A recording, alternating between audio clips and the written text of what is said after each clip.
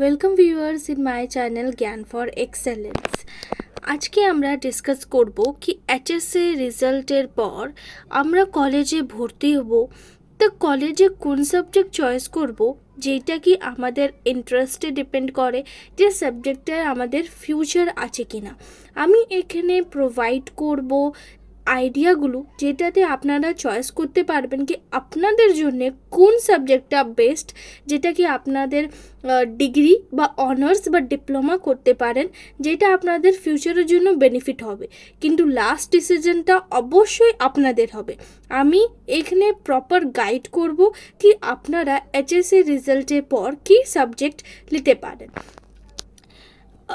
I know that you all are confused about which subject you are gonna choose after the HS result. I also confused in my era. So let's discuss this. I set some areas that how to choose your subject. So let's discuss this without delay.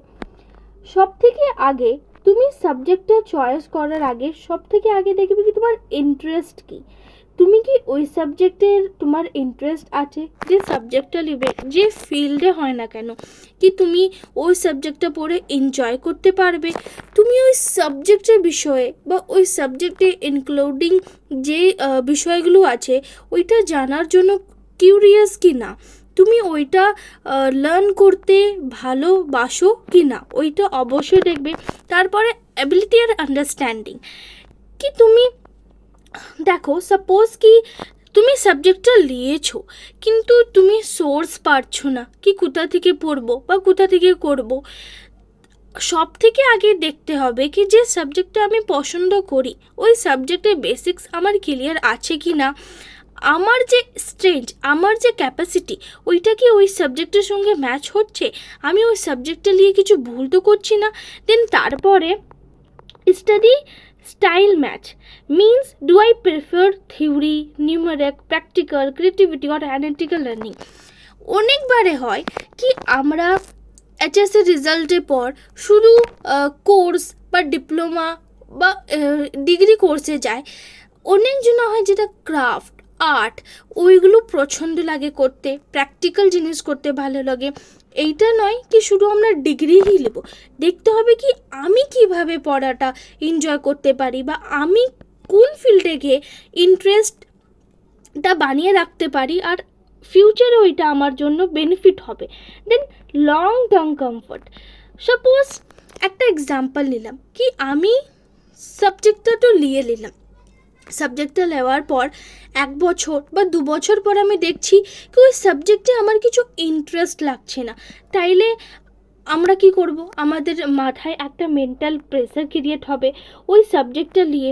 ওই সাবজেক্টটা পড়ার পর কি আমরা দুটো জিনিস করতে পারবো, ওই 2 বছর আমরা নষ্ট করে ফেলবো ওইখানে আটকিয়ে, তারপরে ওই কিছু লাভ হবে না।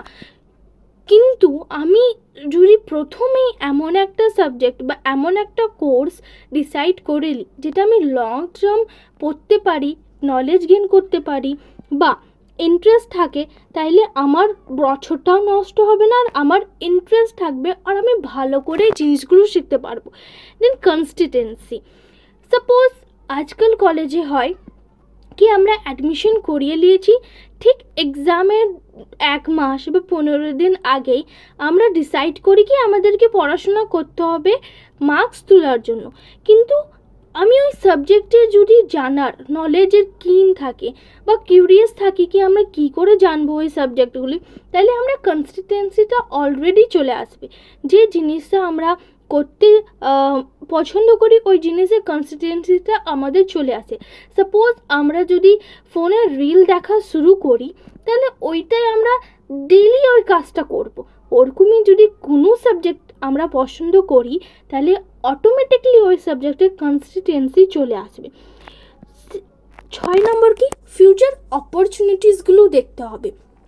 এইটা 21st সেঞ্চুরিতে আমাদেরকে দেখতে হবে কি যে সাবজেক্টটা আমরা লিখছি ওই সাবজেক্টে শুধু ইন্টারেস্টে বেসিসে নয়, ওর ফিউচার অপরচুনিটিগুলো কি, ওর ক্যারিয়ার অপশনগুলো কি, সঙ্গে সঙ্গে আমি সাজেস্ট করব কি কিছু বেসিক্স স্কিলস লাইক ডিজিটাল স্কিলসও শেখা অনেক ইম্পর্ট্যান্ট এই 21st সেঞ্চুরিস এর জন্যে। দেন মেন্টাল সার্টিফিকেশন, আজের এই গ্লোবালাইজেশনের ওয়ার্ল্ডে এই জিনিসটা তো মানে কারোর মধ্যে থাকলোই না, সবাই চলছে মানে চলার জন্য চলছে। কেন কি কোনো সাবজেক্ট চয়েস করা বা ওই সাবজেক্টের সাথে চলা, আমি যে সাবজেক্টটা নিয়েছি ওই সাবজেক্টের পর আমার যে ফিউচার অপরচুনিটিটা ওইটা আমার মেন্টাল পিস থাকবে কি না ওইটাও দেখা অনেক ইম্পর্টেন্ট। দেন পার্সোনাল চয়েসগুলো কি, is this my own decision? অনেকবার হয় কি সোসাইটি প্রেসার, ফ্যামিলি প্রেসার বা ফ্রেন্ড প্রেসারের জন্য আমরা এমন একটা সাবজেক্টকে চয়েস করে নিই যে সাবজেক্টটা আমার সঙ্গে কিছু তাল্লুক বা কিছু কানেক্টই থাকে না, কিন্তু আমরা প্রেসারে এসে চয়েস করে নিই, তারপরে পরে গিয়ে আমাদের একটা স্ট্রেস তৈরি হয় আর ওই সাবজেক্টটা আমরা বেশি দিন গেইন নলেজও করতে পারি না, মানে পড়ার জন্য পড়ি। তারপরে বার্ডেন টেস্ট মানে কি বর্ডম টেস্ট মানে কি সাবজেক্টটা আমি সাপোজ আমি বই খুললাম, 2 পেজ পড়লাম ওই সাবজেক্ট রিলেটেড বই, আমি বোর হব না, ওই সাবজেক্টটা আমি এনজয় করব।